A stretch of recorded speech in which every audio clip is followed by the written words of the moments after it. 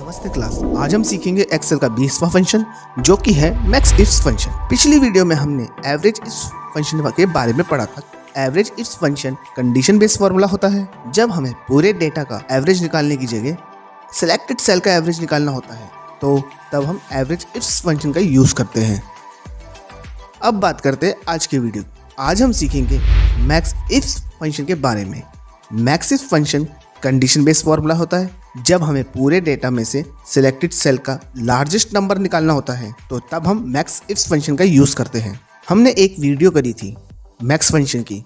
अगर आपने वो वीडियो ना देखी हो तो आप उसे एक बार जरूर देखें। मैक्स फंक्शन में हमने डेटा में से लार्जेस्ट नंबर निकालना सीखा था। मैक्स फंक्शन लार्जेस्ट नंबर तो हमें निकाल कर दे देता है कितना है, मगर वो लार्जेस्ट अमाउंट किसकी है ये नहीं पता लग पाता। फंक्शन शुरू करने से पहले एक बार फंक्शन का सिंटैक्स देख लेते हैं, फिर एग्जाम्पल के साथ मैक्स इफ्स फंक्शन को सीखेंगे।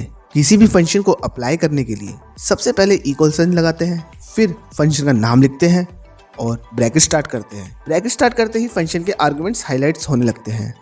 तो देखते हैं मैक्स इफ्स फंक्शन के आर्गुमेंट्स क्या क्या हैं। मैक्स इफ्स फंक्शन के 3 आर्गुमेंट होते हैं। पहला आर्गुमेंट है मैक्स रेंज। इस आर्गुमेंट में हमें अमाउंट या नंबर वाला कॉलम की रेंज को सिलेक्ट करना होता है। फिर दूसरा आर्गुमेंट है क्राइटेरिया रेंज आर्गुमेंट। इस आर्गुमेंट में हमें वो रेंज सेलेक्ट करनी होती है जिसमें हमें अपनी कंडीशन को फाइंड करना होता है। तीसरा आर्गुमेंट है क्राइटेरिया आर्गुमेंट। इस आर्गुमेंट में हमें अपनी कंडीशन देनी होती है। कंडीशन को हम मैनुअल भी टाइप कर सकते हैं या किसी सेल का रेफरेंस भी दे सकते हैं। सेल का रेफरेंस क्या होता है?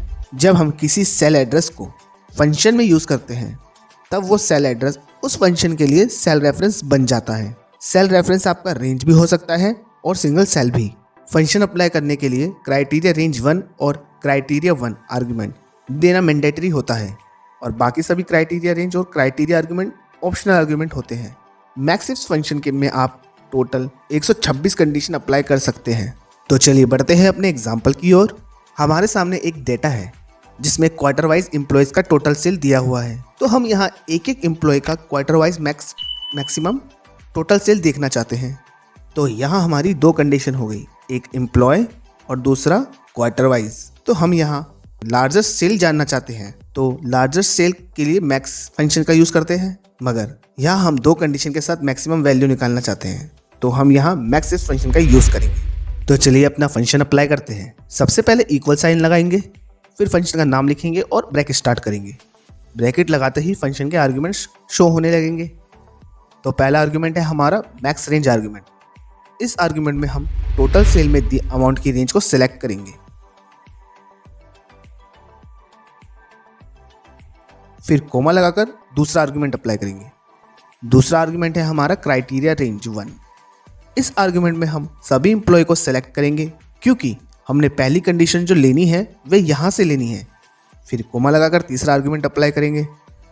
तीसरा आर्गुमेंट है हमारा क्राइटेरिया आर्गुमेंट। इस आर्गुमेंट में हम अपनी कंडीशन लिखेंगे।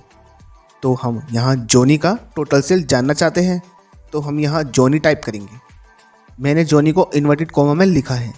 मैं आपको पिछली कई क्लासेस में बता चुका हूँ कि जब हम टेक्स्ट रिलेटेड कंडीशन देते हैं तो तब हम अपनी कंडीशन को इन्वर्टेड कोमा में लिखते हैं। तो ये तो हो गई हमारी एक कंडीशन।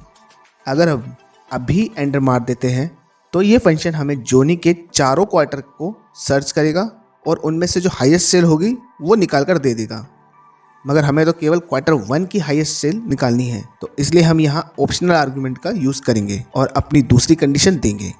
तो ऑप्शनल आर्गुमेंट यूज़ करने के लिए पहले कोमा लगाएंगे और क्राइटेरिया रेंज 2 आर्गुमेंट के लिए क्वार्टर वाली रेंज को सिलेक्ट करेंगे। फिर दूसरी कंडीशन देने के लिए कोमा लगाएंगे और क्राइटेरिया 2 आर्गुमेंट में अपनी कंडीशन टाइप करेंगे। हम फर्स्ट क्वार्टर का हाईएस्ट नंबर जानना चाहते हैं तो यहाँ हम 1 लिख देंगे। आपने एक चीज़ नोट की, अब की बार हमने इन्वर्टेड कोमा नहीं लगाया दोस्तों। वो इसलिए जब हम इस नंबर रिलेटेड कंडीशन देते हैं तो तब हमें इन्वर्टेड कोमा लगाने की ज़रूरत नहीं। तो हमने सभी आर्गुमेंट्स दे दिए हैं। अब ब्रैकेट क्लोज कर देंगे और एंटर मार देंगे। मैं आपको एक चीज़ बताना चाहूँगा, हमने अपनी कंडीशन को मैनुअल टाइप किया है। तो जब भी हमें अपनी कंडीशन बदलनी होगी तो हमें बार बार फॉर्मूला में जाकर फॉर्मूला को मैनुअल एडिट करना पड़ेगा। मगर हम चाहते हैं कि हमारी कंडीशन को फंक्शन ऑटोमेटिक उठा ले। अब वो कैसे होगा मैंने आपको थोड़ी देर पहले बताया था कि हम फंक्शन में मैनुअल टाइप भी कर सकते हैं, तो सेल का रेफरेंस भी दे सकते हैं। तो मैनुअल तो हमने टाइप कर लिया, अब एक बार सेल का रेफरेंस देकर देखते हैं वो कैसे देते हैं और उसे देने के लिए क्या होगा। चलिए देखते हैं। जहां हमने पहली कंडीशन दी है, पहले तो उसे हटा देते हैं और इस सेल का रेफरेंस सिलेक्ट कर लेते हैं। ऐसे ही दूसरी कंडीशन को हटा देते हैं और दूसरे सेल का रेफरेंस ले लेते हैं और अब ब्रैकेट क्लोज करके एंटर मार देते हैं। तो अब इस सेल में जॉनी लिखते ही और इस सेल में 1 टाइप करते ही देखिए जॉनी की Q1 की मैक्सिमम सेल आ गई। तो अब आप यहाँ किसी भी एम्प्लॉय का नाम लिखें, आपका फंक्शन ऑटोमेटिक आपकी कंडीशन को इन सेल से पिक कर लेगा। तो जब भी आपको कंडीशन बेस पर लार्जेस्ट नंबर निकालना हो तो आप मैक्स इफ्स फंक्शन का यूज़ कर सकते हैं। तो आशा करता हूँ आपको आज की वीडियो अच्छी लगी होगी। अगर वीडियो अच्छी लगी हो तो वीडियो को लाइक और शेयर जरूर करें। एक्सेल के फंक्शन को डिटेल्स में सीखने के लिए चैनल को सब्सक्राइब भी कर लें। तो मिलते हैं नेक्स्ट वीडियो में एक नए फंक्शन के साथ। तब तक के लिए नमस्ते क्लास।